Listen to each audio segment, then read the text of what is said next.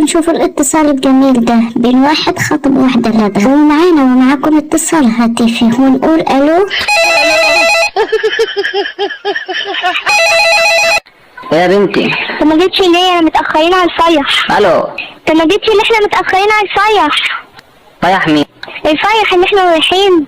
يا بنتي نقي جملة ما فيهاش الحرف اللي طاير ده عشان افهم. انا لبسته ومستنياك تيجي عشان نروح الفرح.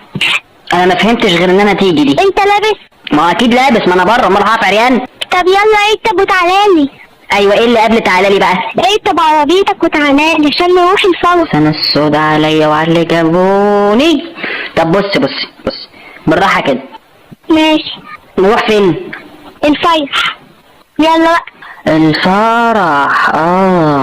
ماشي. اركب وتعالى. خلاص يما والنبي ما تقهرنيش على نفسي، خلاص فهمت ان هركب وهجيلك. ايواني اركب، يلا اركب وتعالالي. احيه. طب بقولك يعني قبل ما نروح الفرح ونعمل مجهود وبتاع وهنرقص وفرهضة على الفاضي، مش المفروض ناكل الاول؟ عملتي اكل؟ عملت رز وملوخية بالأواني. بتقولي ايه؟ عملت رز وملوخية بالأواني. سنة السودة حتى في الاكل منقية الاكلة اللي الحرف فيها اهم شيء وطاير، يعني ايه اللي انت عاملاه؟ ملوخية بأرانب. دبانة بأرانب؟ ملوخية بالأواني.